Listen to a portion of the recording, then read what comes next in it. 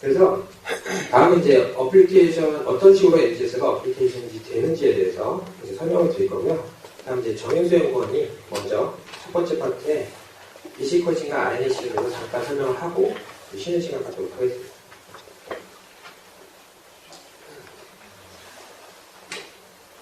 네, 안녕하세요. 저는 CNK 이코믹스의 정현수 연구원입니다.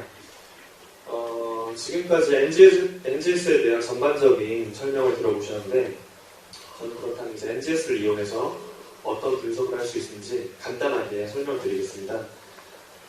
보시다시피 5개의 분석 방법이 있는데, 그 중에서 먼저 첫 번째, 두 번째 한 중간까지만 설명드리고 잠시 쉬도록 하겠습니다. 먼저 리시퀀싱을 한번 살펴보고 싶은데요. 리시퀀싱이라는 창조 유전체를 이용해서 개체의 유전 변이를 파악하고 이를 이용하는 분석 방법입니다. 보시다시피 매우 아름다운 부분인데, 제가 좋아하는 부분인데, 생김새가 굉장히 다른 걸 알 수 있죠. 생김새가 굉장히 다르기 때문에 저희가 생각하기로는 이 두 사람이 과연 유전 정보가 얼마나 다를까, 굉장히 많이 다르지 않을까 이렇게 생각을 할 수가 있는데, 사실 두 명은 이제 0.1%밖에 유전 정보의 차이가 나지 않습니다. 이 방법을 이용한 것이, 이런 원리를 이용한 것이 바로 리시퀀싱이라는 방법인데요.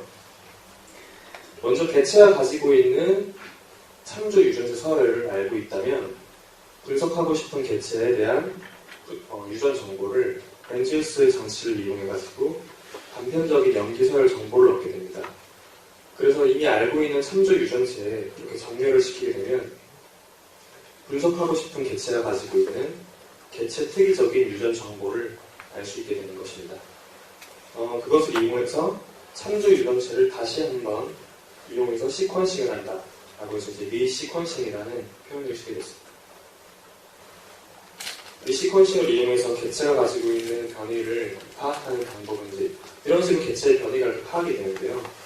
보시면 샘플 1, 2를 보시면 샘플 1 같은 경우는 이렇게 A, 2 같은 경우는 T 이렇게 싱글 뉴클레오타이드가 변한 것을 확인할 수 있는데, 이렇게 하나의 뉴클레오타이드가 변한 것을 하나의 뉴클레오타이드에 변이가 생겼다라고 해서 싱글 뉴클레오타이드 베리언트라고 해서 SNV라고 칭하게 됩니다.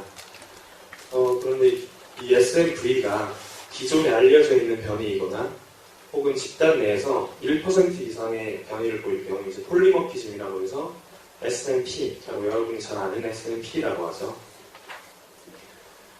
이 같은 이제 리시퀀싱 방법을 이용할 때 주의해야 될 점이 있는데, 창조 유전체 서열로 같은 종의 창조 유전체를 사용해야 된다는 것입니다. 보시면 예를 들어서 왜 창조 유전체를 같은 종으로 써야 하냐면, 인간과 침팬지 같은 경우는 이제 유전 상관관계가 매우 비슷하죠.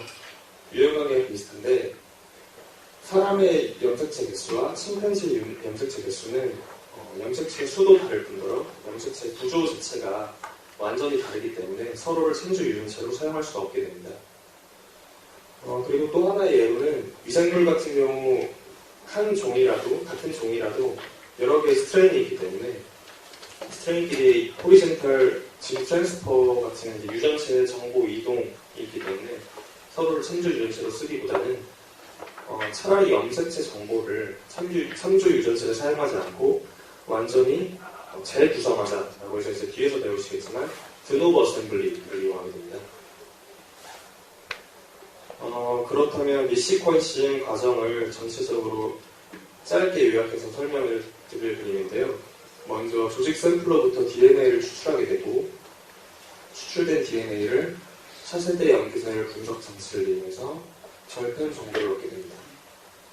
절편 정보를 얻은 후 참조 유전체에 서열을 붙이게 되고, 개체가 가지고 있는 유전 정보의 특징을, 변이를 파악하게 됩니다. 리시퀀싱 방법은 크게 두 가지로 나눠지는데요. 먼저 염색체 전체를 타겟하는 홀 진원 시퀀싱이 있고, 그리고 유전 정보를 가지고 있는 진 영역이죠. 진 영역만을 타겟하는 엑손 시퀀싱, 이렇게 크게 두 가지로 나눠집니다. 리시퀀싱을 이용해서 분석하는 방법의 장점은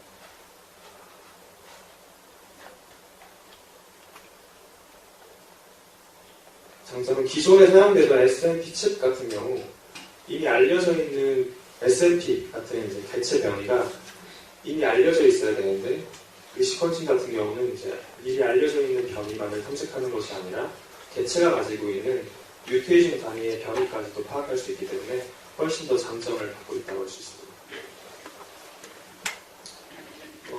그렇다면 리시퀀싱 분석 방법을 천천히 이제 살펴볼 건데요.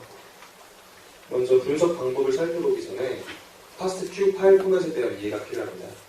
이 FASTQ 파일이란 NGS 장치를 이용해서 얻은 절편 정보를 포함하고 있는 건데, 먼저 헤더, 그리고 시퀀싱 정보, 절편이 가지고 있는 시퀀싱 정보, 그리고 부분자, 그리고 시퀀싱 뉴클레오타이드 정보에 대한 퀄리티 스코어, 이렇게 4개로 표현이 됩니다. 헤더부터 보시면 시퀀서가 가지고 있는 특징, 시퀀서 이름, 그리고 위치, 절편 정보가 가지고 있는 위치 정보, 우리 앞에서 배웠던 인덱스 시퀀스, 이런 정보들이 포함이 됩니다. 그리고 뉴클레오타이드에 대한 퀄리티 스코어 같은 경우 프레드 퀄리티 스코어라고 해서 프레드 퀄리티 스코어를 이용하는데, 프레드 퀄리티 스코어란 무엇이냐면 이 퀄리티 값이 마이너스 10의 로그 t라고 해서 t 값은 베이스가 가지고 있는 에러율, 실질적인 에러율을 뜻합니다. 이 에러율을 가지고 로그로 보정한 값이 프레드 퀄리티 스코어 값인데, 예를 들어서 가장 널리 쓰이고 가장 보편적으로 쓰이는 프레드 퀄리티 스코어가 30이다 라고 하면은 그대로 대입을 해보시면 30 이퀄 마이너스 10의 로그 t가 되게 됩니다. 때문에 마이너스 3 이퀄 로그 p, p는 1000분의 1이 되죠. 10의 마이너스 3승.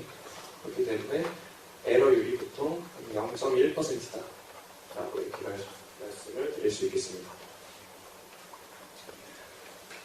그러면 전체적으로 이제 프로세스에 대해서 살펴볼 텐데, 이 시퀀싱이라고 해서 이제 하나의 분석 방법이 딱 정해져 있는 것이 아니라 여러 가지 소프트웨어 툴을 사용할 수가 있습니다. 그 중에서도 이제 가장 널리 쓰이고 있는 게 GATK라는 툴인데, 모든 소프트웨어 툴을 제가 이제 설명을 드릴 수가 없기 때문에 시간 관계상 오늘은 GATK를 이용한 SNP 그리고 인델을 어떻게 추출하는지에 대해서 한번 설명을 드리겠습니다.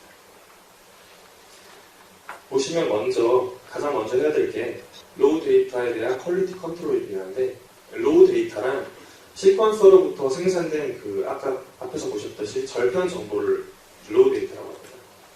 로우 데이터에 대한 퀄리티 컨트롤이 필요한데 가장 널리 쓰이고 있는 프로그램이 FastQC라는 프로그램입니다. 그림을 보시면 아시겠지만 이 FastQC 소프트웨어 툴을 이용하면 절편 정보가 가지고 있는 퀄리티 스코어를 박스앤 히스토글라스로 시각화해서 보여주고 있습니다. 지금 이게 리드 포지션에서 가지고 있는 리드의 퀄리티 정보인데요. 이 예는 지금 일루미나 시퀀서에서 생산된 절편 정보의 예입니다. 일루미나의 특성상 리드 말단으로 갈수록 점점점 시퀀싱 퀄리티가 떨어지는 것을 확인할 수가 있고, 분석자는 자신에게 맞게 예를 들어서 내가 퀄리티 20, 평균적으로 퀄리티 20 되는 부분, 밑으로 가는 부분은 전부 잘라내겠다. 그렇게 하면 이 부분 잘라내면 되는 거고, 30 이상이다. 그러면 잘라내면 되는 거고, 자기의 분석에 맞게 원하는 대로 이렇게 자를 수가 있게 되는 것입니다. 그것뿐만이 아니라 여러 가지 정보들을 제공하고 있는데, 예를 들어서 앞에서 설명드렸다시피 시퀀싱을 할 때 인덱스 정보 혹은 아댑터 이런 것들이 잘못 시퀀싱이 되어져 있는 경우가 있어요. 그런 경우 이렇게 파악을 해가지고 혹시라도 시퀀싱 도중에 아댑터나 인덱스가 포함되어 있는지 여부 등을 또 파악할 수가 있게 됩니다. 그렇게 전처리 단계가 끝나고 나면은 이제 최종적으로 리드에 대한 매핑이 필요한데, 리드 매핑 같은 경우 어떤 개념으로 이해하시면 되냐면, 앞에서 설명드렸듯이 창조 유전체에 절편들이 이렇게 들러붙는 그것들을 리드 매핑이라고 합니다. 리드 매핑에는 가장 널리 쓰이고 있는 프로그램이 버로우-스테일러 트랜스포메이션 알고리즘을 사용하는 BWA, 포르테이2 두 개가 아주 널리 쓰이고 있는데, 두 개 모두 아웃풋으로 시퀀싱 얼라이먼트 맵이라는 이제 아웃풋 파일을 생성하게 됩니다. 리드 매핑이 되는 예를 세 가지를 들어서 설명을 드리면, 먼저 일루미나 시퀀서 같은 경우는 페어엔드로 이렇게 정보가 나오기 때문에 참조 유전체에 페어엔드로 정확한 에버리지 사이즈, 인설트 사이즈를 가지고 이렇게 붙는 경우 가장 보편적인 경우고, 참조 유전체와는 다르게 참조 유전체와 개체 간에 이제 0.1% 정도의 변이 차이가 있잖아요. 여기 사이에 이제 인덱이 발생할 수가 있습니다. 인설션이나 딜리션이 발생할 수가 있는데, 인설션이 발생한 경우 이렇게 멀게 붙는 경우가 발생할 수가 있고, 또한 리드가 이렇게 좁게 붙는 경우가 발생할 수가 있습니다.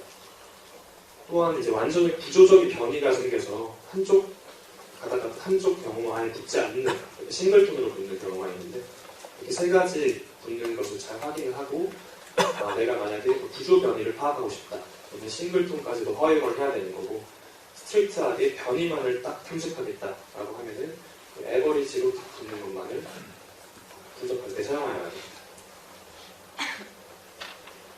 리드 맵핑 단계가 끝나고 나면은 GATK 툴을 이용하기 전에 그 아웃풋 리드 맵핑 단계에서 생긴 아웃풋 파일을 프로세싱하는 과정이 필요한데, 짧게만 설명을 드리면 먼저 솔팅 앤 애드 리드 그룹 같은 경우 맵핑된 리드들의 순서를 정리하고 그 샘플의 ID, 태그 정보 등을 추가하는 과정이고, 리무브 듀플리케이션 같은 경우는 시퀀싱 과정 중에서 한 개의 절편 같은 경우 한 번만 클러스터를 형성해서 중복적으로 되는 것 없이 한 개의 절편만이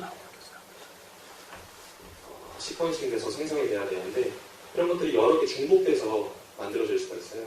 그런 것들을 제거해주는 과정이고, 픽스메이트 같은 경우는 페어엔드 형태로 이제 랩핑되는 리드의 짝을 다시 한번 확인하는 과정이 되겠습니다. 그렇게 해서 프로세싱이 끝나고 나면은 최종적으로 GATK 툴을 이용하게 되는데, 변이를 뽑기 전에 로컬 리얼라이먼트 그리고 베이스 퀄리티 리칼리브레이션이라는 두 가지 단계를 통해서 변이 추출 전에 최종적으로 프로세싱 과정을 거치게 됩니다. 간단하게만 설명을 드리면 왜 이런 과정들을 해야 되냐면, 참조 유전체에 절편이 이렇게 붙는데 절편 끝에 만약에 딜리션이 생겼어요. 참조 유전체에 딜리션이 생기면 리드들이 붙었더라도 딜리션 때문에 개체가 가지고 있는 변이다라고 잘못 인식을 할 수가 있기 때문에 이런 부분들을 다시 재보정해주는 단계가 필요합니다. 이게 바로 로컬 리얼라이먼트라는 단계고, 베이스 퀄리티 리칼리브레이션도 간단하게 설명만 드리면, 베이스가 가지고 있는 시퀀서에서부터 생산되는 베이스가 가지고 있는 퀄리티 스코어가 있는데, 그 퀄리티 스코어를 이제 그대로 믿을 수 없기 때문에 에러율이 많기 때문에 그대로 믿을 수가 없겠죠. 그렇기 때문에 기존에 엠피리컬하게 측정된 베이스 퀄리티와 고정을 시켜주는 단계가 필요한 것입니다.